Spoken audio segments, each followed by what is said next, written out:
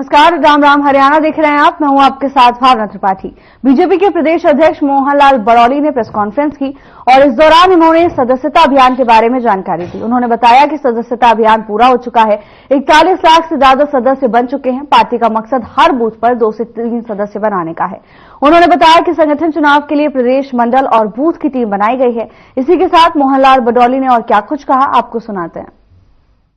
वर्ष 2024 के बहुत सारे राजनीतिक उतार चढ़ाव सरकारों का, पार्टियों का आप सब ने अच्छे से सबकी कवरेज की है और भारतीय जनता पार्टी की भी बहुत बढ़िया कवरेज आप सब ने की है। उसके लिए मैं सभी पत्रकार भाइयों का धन्यवाद करता हूं, सबका आभार प्रकट करता हूं। और ये भारतीय जनता पार्टी का तीसरी बार हरियाणा में सरकार बनने के बाद जो हमारे संगठन पर्व की रचना जो हुई और कल दिल्ली प्रदेश, दिल्ली कार्यालय में चौथी बैठक संगठन पर्व को लेकर हुई और जब भी दिल्ली बैठक हुई तब भी मैंने पूरी जानकारी मीडिया को भी और आप सबको दी। और अब क्योंकि संगठन पर्व में सबसे पहला जो अभियान था साधारण सदस्य बनाने का, वो हमारा पूरा हुआ और आज हरियाणा प्रदेश में 41 लाख सदस्य भारतीय जनता पार्टी के बने और एक नंबर जारी किया था। उस नंबर के माध्यम से पूरा विवरण टेलीफोन के द्वारा डिजिटल माध्यम से प्रत्येक कार्यकर्ता की सटीक जानकारी सही एड्रेस के साथ, पिन कोड के साथ जो दर्ज हुई है। उसके बाद हमारा दूसरे चरण का अभियान चला के सक्रिय सदस्य बनाना और सक्रिय सदस्य बनाने का टारगेट जो हमने लिया था उसमें 31,000 से ज्यादा सक्रिय सदस्य बने। हरियाणा प्रदेश में 20,629 बूथ हैं। प्रत्येक बूथ पर 2 सक्रिय सदस्य जरूर बने, हमारा बूथ का अध्यक्ष और BLA 2। और हमने 3 कार्यकर्ता कम से कम सक्रिय सदस्य बने, इस प्रकार की हमने योजना और रचना की है और 31,000 से ज्यादा सदस्य सक्रिय बने हैं। प्रत्येक बूथ पर 3 बने, इस प्रकार की रचना की योजना हमने बनाई। और जब हमारा सक्रिय सदस्य का अभियान पूरा हुआ, 50% से ज्यादा उसके सदस्य बने, तो उसके बाद तीसरा अभियान हमें मिला के चुनाव करवाने के लिए चुनाव की टीम का गठन हुआ, जिसमें चुनाव के प्रभारी के तौर पर बहन अर्चना जी और एक पूरी टीम प्रदेश की भी बनी, जिलों की भी बनी और मंडलों की भी बनी, जो प्रत्येक बूथ पर जाकर चुनाव की प्रक्रिया में भाग लेंगे। ऐसे भी हमने जो 4390 हमारे जो शक्ति केंद्र हैं, उन सब शक्ति केंद्रों के सहायकों की भी नियुक्ति करते हुए और बूथ तक की जिम्मेवारी दी है, ताकि वो जाके बूथ की हमारी जो कमेटी बनेगी 1+11 और पन्ना प्रमुख बनेंगे। इस प्रकार की रचना भी हमारी 1 जनवरी से शुरू होगी। MSP की मांग को लेकर धरने पर बैठे किसानों ने हरियाणा सरकार और किसानों के बीच बातचीत हुई। सरकार और किसानों की बातचीत तकरीबन 2 घंटे चली, जिसमें 13 मुद्दों पर बात हुई। बैठक के बाद किसान नेता गुरनाम सिंह चढ़ूनी का बयान भी सामने आया। किसान नेता ने कहा कि सीएम नायब सैनी के साथ किसानों से जुड़े 13 विभिन्न मुद्दों पर सकारात्मक बातचीत हुई। सीएम सैनी भी सभी मांगों पर विचार कर पूरे करने का आश्वासन भी दिया है। बता दें कि हाल ही में केंद्र सरकार की तरफ से भेजे गए कृषि ड्राफ्ट के सुझाव में किसान यूनियन ने हरियाणा में प्राइवेट मंडी बनाने का विरोध किया है। केंद्र सरकार ने सुझाव देने की तारीख बढ़ाकर 10 जनवरी कर दी है। किसान यूनियन की इसमें अपने सुझाव देगी। बातचीत के दौरान किसान यूनियन ने हरियाणा सरकार से आग्रह किया कि वो केंद्र से बातचीत कर जारी किसान आंदोलन का समाधान करवाने में पहल करे और न्यूनतम समर्थन मूल्य गारंटी कानून की मांग पर सीएम नायब सैनी ने कहा कि सरकार ने जो घोषणा की है उसके बाद कानून बनाने की कोई जरूरत नहीं है। साथ ही किसान यूनियन ने विभिन्न किसान आंदोलन के दौरान किसानों पर दर्ज हुए मामलों को वापस लेने की बात भी की है। देखिए, आज हमारी माननीय मुख्यमंत्री जी से जो मीटिंग हुई है, हमारे सभी जिला प्रधान, सभी स्टेट बॉडी के अभी सभी आदमी शामिल थे और हमारी 13 मुद्दों पे बातचीत उनसे हुई है। उनमें एक मुद्दा तो ये है कि जो सरकार ने अभी जो मंडियां तोड़ रहे हैं, प्राइवेट एरिया को मंडी बनाने का जो उन्होंने वो भेजा है, तो उसके बारे हुई है। उसके बारे हमने माननीय मुख्यमंत्री जी को कहा है कि हमें हरियाणा में ये कबूल नहीं है। तो इन्होंने कहा हम अपनी तरफ से भी और आप अपनी तरफ से भी सुझाव केंद्र को भेजें। और एक जो मुद्दा है, जो अभी आंदोलन चल रहा है, इस आंदोलन में केंद्र सरकार से हरियाणा सरकार बातचीत करके इस मामले को सॉल्व करवाए। पूंडरीखंड के गांव फतेहपुर में पुलिस प्रशासन की बड़ी कार्रवाई देखने को मिली। नशे के खिलाफ पुलिस प्रशासन ने बड़ी टीम के साथ गांव में कई स्थानों पर दबिश दी है। पत्रकारों से बात करते हुए थाना प्रभारी बलबीर सिंह ने बताया कि उनके पास बड़ी मात्रा में शिकायतें आ रही थी। थाना प्रभारी बलबीर सिंह ने बताया कि पूंडरी से नशे के कारोबार को पनपने नहीं देंगे।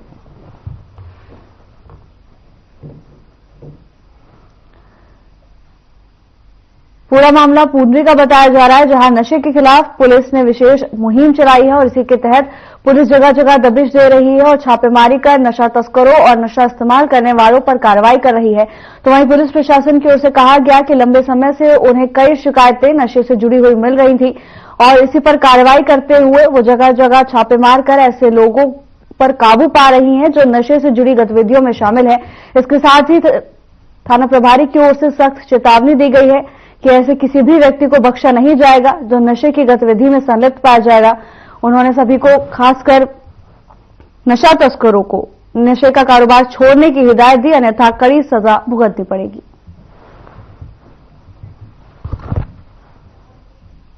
खबर फरीदाबाद से है, जहां सेक्टर 25 स्थित गली नंबर 10 प्लॉट नंबर 2 में Panchal manufacturing private limited company में दम घुटने के चलते 2 गार्ड्स की मौत हो गई।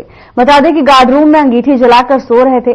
पुलिस दोनों मृतकों के शव को कब्जे में लेकर पोस्टमार्टम के लिए भेज दिया है।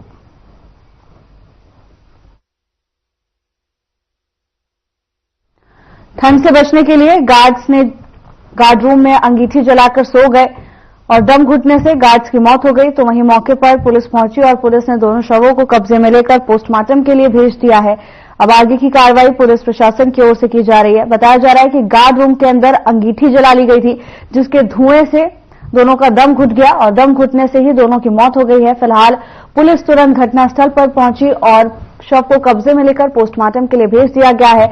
इसके साथ ही आगे की कार्रवाई में भी पुलिस जुटी हुई है। तो वहीं इस घटना से क्षेत्र में हड़कंप मच गया। भारी संख्या में स्थानीय लोग वहां पर इकट्ठा हो गए।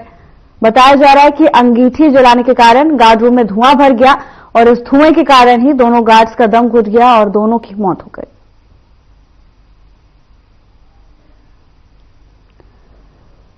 बताया जा रहा है कि ठंड से बचने के लिए गार्ड्स ने गार्ड रूम में अंगीठी जलाई थी और दरवाजा बंद कर सो गए थे, जिसके कारण धुएं से दम घुटने से उनकी मौत हो गई। महेंद्रगढ़ जिले के सिहमा गांव में 29 दिसंबर की रात एक दर्दनाक हादसा हुआ। एक कार अनियंत्रित होकर जवाहरलाल कैनाल नहर में जा गिरी। इस हादसे में ड्राइवर की मौत हो गई। जानकारी मिली है कि हादसे के वक्त नहर के पास ही कुछ युवक खाना खा रहे थे। युवकों ने जब हादसा देखा तो तुरंत पुलिस को सूचना दी। युवकों ने नहर से गाड़ी में फंसे व्यक्ति को बाहर निकाला और एम्बुलेंस की मदद से नारनौल के नागरिक अस्पताल उन्हें पहुंचाया गया, लेकिन डॉक्टर्स ने जांच के बाद कृष्ण कुमार को मृत घोषित कर दिया। सूचना के बाद पुलिस मौके पर पहुंची। बता दें कि मृतक की पहचान 41 वर्षीय कृष्ण कुमार के रूप में हुई है, जो गांव देरोली आहिर का रहने वाला बताया जा रहा है। पूरा मामला महेंद्रगढ़ का बताया जा रहा है, जहां एक कार अनियंत्रित होकर नहर में गिर गई। हादसे में ड्राइवर की मौत हो गई है। तो वहीं पुलिस प्रशासन तुरंत घटनास्थल पर पहुंचा और आगे की कार्रवाई पुलिस की ओर से की जा रही है। वाहन को नहर से निकालकर कब्जे में ले लिया गया है और शव को पोस्टमार्टम के लिए अस्पताल पहुंचा दिया गया है। इसके साथ ही ड्राइवर के परिजनों को भी पूरे मामले की जानकारी दे दी गई है।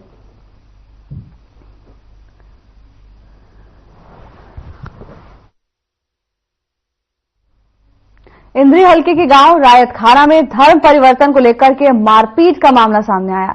इस मामले में पुलिस की ओर से कार्रवाई न होने से खफा होकर बजरंग दल और विश्व हिंदू परिषद के कार्यकर्ताओं ने शहर भर में प्रदर्शन किया और थाने में जमकर हंगामा किया। मौके पर इंद्री थाना प्रभारी भी पहुंचे, जहां पर उन्होंने बजरंग दल में विश्व हिंदू परिषद के कार्यकर्ताओं को आश्वासन दिया कि इस मामले में ठोस कार्रवाई की जाएगी।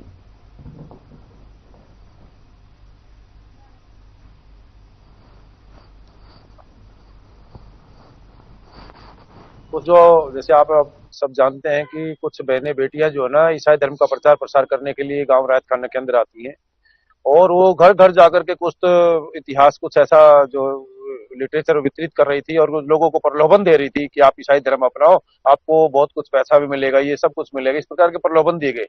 तो एक साथी है जिसका नाम है नरेंद्र सैनी, उनको ये बात तो वो आए नहीं, लेकिन वो उनके साथ जबरदस्ती करने लगे, भाई साहब आप भी आइए, आपको भी धन दौलत देंगे, सब कुछ होगा, वो आपका सब उद्धार हो जाएगा। वो और हिंदू धर्म की बुराइयां करने लगी उनके सामने। गांव में क्रिश्चियन बने हैं, उन्हें बुलाए थे हमारे गांव के अंदर।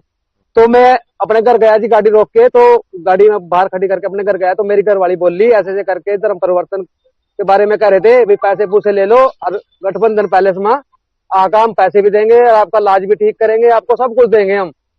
तो मैंने इस बात से गुस्सा आ गया जी, भाई मैं अपना हिंदू धर्म हूँ। मिलिटरी ने मेरे पर फोन मारा, मैंने जाकर गुरुद्वारे के पास रोक ली कि तुम अब मेरे गांव में क्या चीज कर रही, प्रचार कर रही, हमारे गांव में देवी देवते सब कुछ है, आप किस चीज का प्रचार कर रहे और आपको किसने अथॉरिटी दी प्रचार करने की यहाँ। उसके बाद ही उन बंदों ने 18 तारीख ने दुकान के ऊपर मेरा हमला बोल दिया। मेरा नाम है धीर सिंह, मैं 4 साल पहले ग्राम पंचायत रायत खाना में मेंबर ऑफ पंचायत था।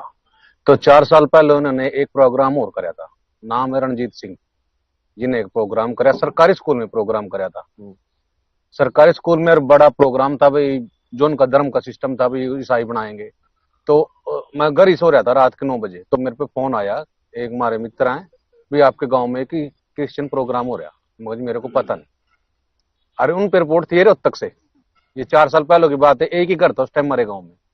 तो जी उधर से फिर बजरंग दल के कार्यकर्ता आए, प्रोग्राम बंद करवाया, तो FIR करवाई। यहाँ उस टाइम बहुत बढ़िया SHO थे, नाम शायद मैं भूल गया, तो उन्हें तुरंत कार्रवाई करी।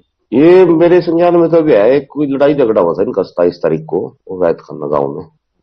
तो एक दरखास्त दे गए थे लड़ाई झगड़े की, तो तस्दीक की रपट लिख दी थी।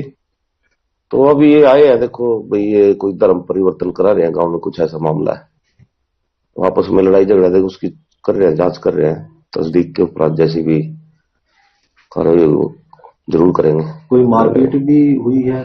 मेडिकल पेश कर रहे हैं, अब मारपिटाई का भी है। इससे पहले भी बता रहे हैं कि 18 तारीख को भी कोई इनका झगड़ा वगैरह हुआ। ये बता रहे हैं 18 तारीख को भाई कोई बुक्स वगैरह गाँव में बांट रहे थे, कुरुक्षेत्र से आए हुए थे कोई लेडीज वगैरह, उस चीज का विरोध किया होगा इसने। वो दरखास्त देखो, वो मेरे अभी संज्ञान में नहीं है। देखो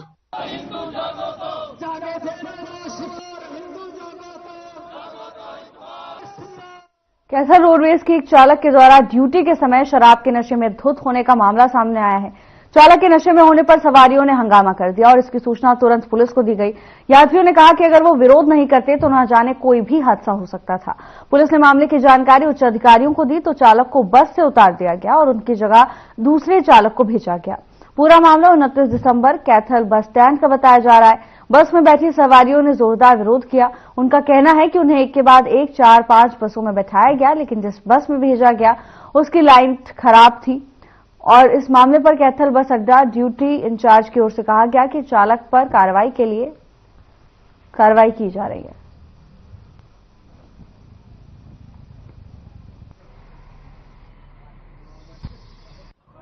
मैं रोडवेज माटी कूट रही है जी, हम तीसरी बस में बैठे हैं, इनकी किसों की बैटरी फूट रही है, कि कोई चलती कोई नहीं, किसों का किसी की लाइट फूट रही है, कोई 10 बसा में तो तैर दिया मैं। यमुनानगर की बस, यमुनानगर की बस है जी। ड्राइवर शराब पी रही है जी, ड्राइवर शराब पी रही है जी, फुल तल्ली हो रहा, हम 3 बसा में तो तैर दिया जी, बना कल 70 जाना है। मेरे संज्ञान में आता जी, पुलिस इंस्पेक्टर द्वारा फोन किया गया था कि आपका चालक शराब के नशे में है। तो मैंने तुरंत उसकी ड्यूटी काट कर और दूसरी बस को भेज दिया, साथ में दूसरा टायर बदल दिया और उसकी पुलिस इंस्पेक्टर का आता है और उसके बाद उस मौके पर दूसरी गाड़ी को रवाना कर दिया। कैथल से यमुनानगर मार्ग पर जा रही थी, उसका टाइम 6:40 उसको कह गया उसको सजा मिलनी चाहिए और उसकी ड्यूटी चेंज कर दी गई है जी।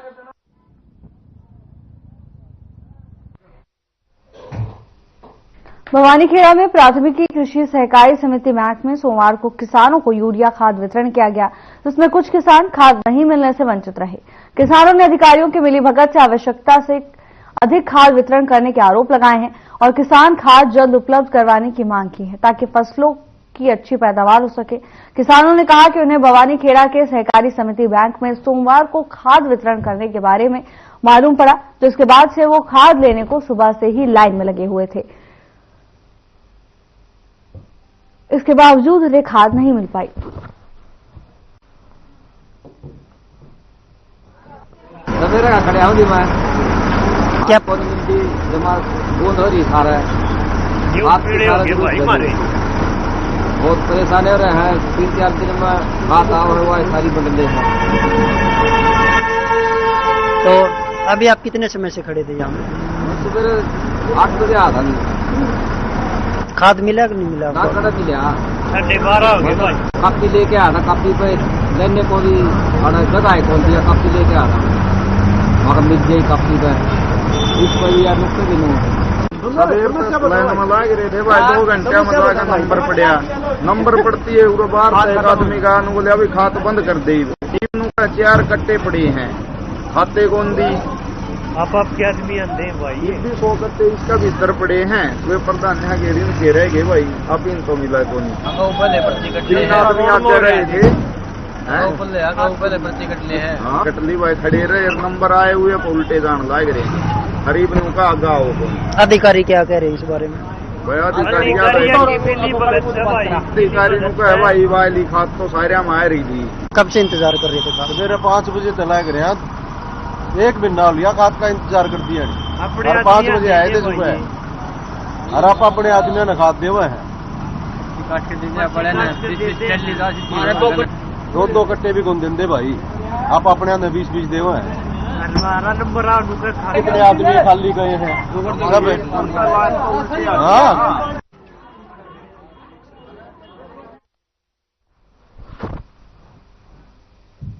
कुरुक्षेत्र धर्मनगरी कुरुक्षेत्र में सर्दी पर आस्था भरी रही। यानी साल के अंतिम सोमवती अमावस्या के दिन श्रद्धालुओं ने ब्रह्म सरोवर में डुबकी लगाई। उधर प्रशासन ने भी सोमवती अमावस के दृष्टिगत पुख्ता बंदोबस्त किए हुए हैं। राजस्थान में आए श्रद्धालु महेश तिवारी ने कहा कि साल के अंतिम सोमवती अमावस्या है, पुलिस प्रशासन का पूरा सहयोग मिला। इसके साथ ही पंडित राजेश गोस्वामी ने बताया कि आज के दिन तर्पण, पिंडदान और दान आदि का बहुत महत्व है। राजेश हुड्डा ने कहा कि सोमवती अमावस का अपना अलग महत्व है। पुलिसकर्मी पवन शर्मा ने कहा कि सुबह से यात्री यहां स्नान करने आ रहे हैं।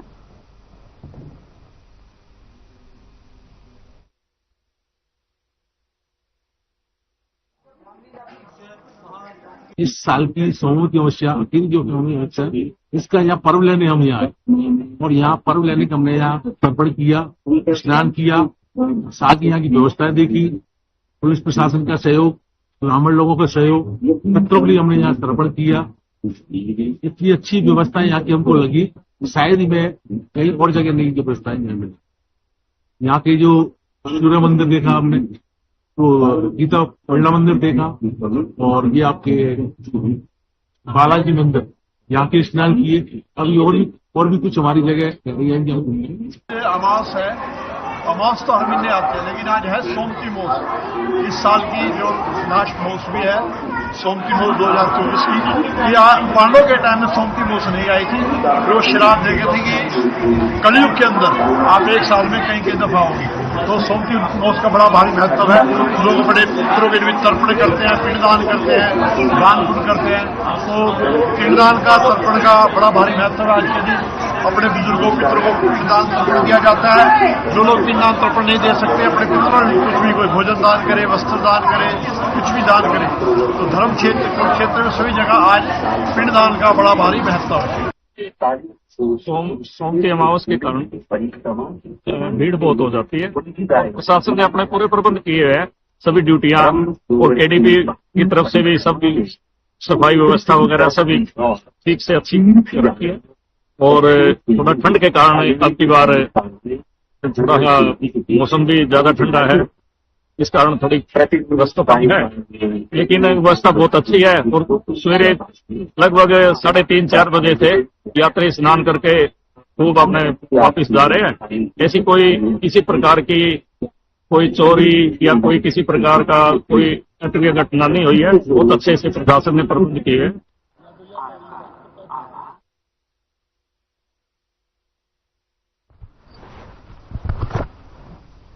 गांव हरिपुर के शहीद जय भगवान शर्मा को गांव में ही 200 गज जमीन देने की कैबिनेट में मंजूरी दी गई है, जिससे उनके परिवार और गांव के लोग काफी खुश हैं। सीआईएसएफ में तैनात जय भगवान शर्मा 1995 में नागालैंड में तैनात थे।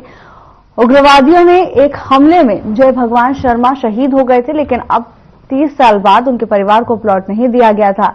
अब पंचायत के द्वारा प्रस्ताव पास कर सरकार के पास 200 गज जमीन देने की मंजूरी के लिए भेजा था। हरियाणा सरकार ने हीरापुर की पंचायत से जय भगवान शर्मा के परिवार को 200 गज जमीन दिए जाने की मंजूरी दी है। गांव हीरापुर के सरकारी स्कूल में शहीद की प्रतिमा भी बनाई गई है। गांव के लोगों का कहना है कि सरकार और पंचायत का ये अच्छा कदम है, शहीद के परिवार को आर्थिक मदद मिलेगी।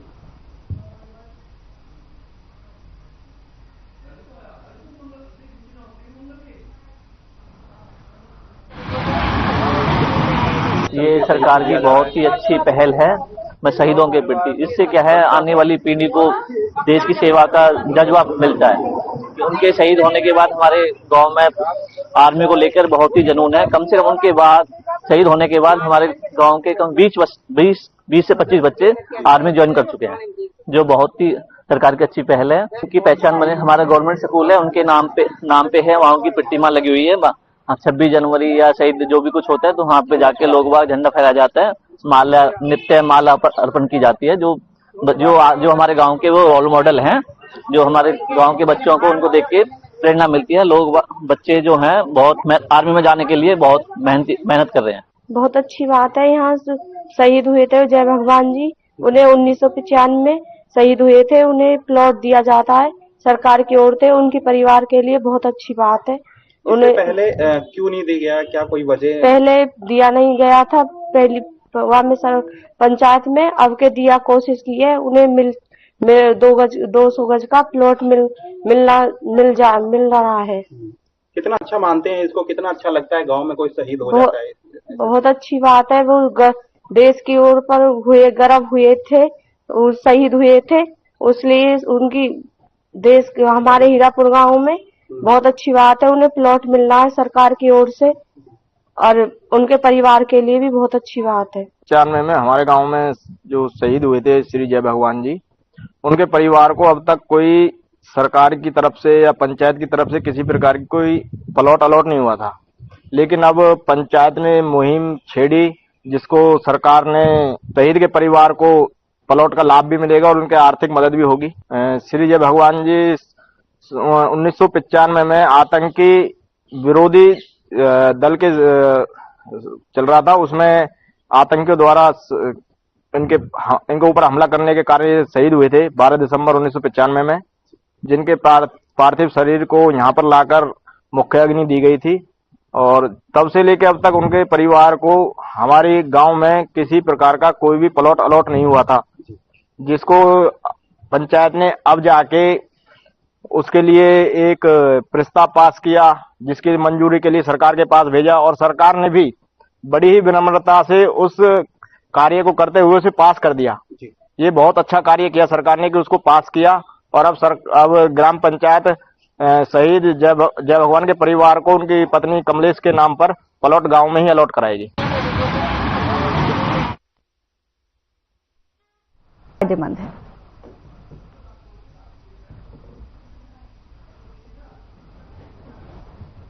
विनोद जी, आपकी खेती है? हाँ जी, खेती है जी। क्या आपने बो रखी है? जिसमें गेहूं बो रखा है जी। अब गेहूं की फसल है फिलहाल तो। अच्छा। सब्जी की जो ये मौसम है, इस मौसम में फसलों के लिए कितना फायदेमंद है? कौन कौन सी फसल के लिए मौसम ठीक है? क्योंकि बरसात भी हुई थी, क्या लगता है उससे भी नुकसान है कुछ? नुकसान गेहूं के लिए तो कुछ नुकसान नहीं है, उनके लिए तो काफी अच्छा है। उससे ही गेहूं, बारिश से ही जितनी बारिश पड़ेगी, सर्दी पड़ेगी, उनसे गेहूं के ज्यादा अच्छे होंगे। ये आपका सब्जी हुई, कोई भी सब्जी हुई, उन पर अगर ओले पड़ेंगे तो उसके लिए नुकसानदायक। ये गेहूं के लिए तो बहुत अच्छी है जी। बाकी जिन्होंने सब्जी वगैरह लगा रखी है, थोड़े बहुत ओले भी हुए हैं, उनको नुकसान है। बाकी गेहूं में तो कोई नुकसान नहीं है, बारिश हुई है जो अच्छी है।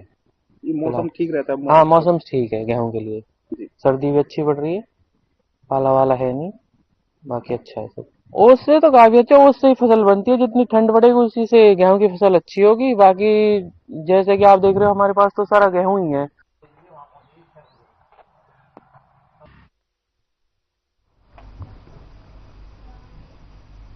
फिलहाल के लिए बस इतना ही। जल्द हाजिर होंगे नई अपडेट्स के साथ। नमस्कार।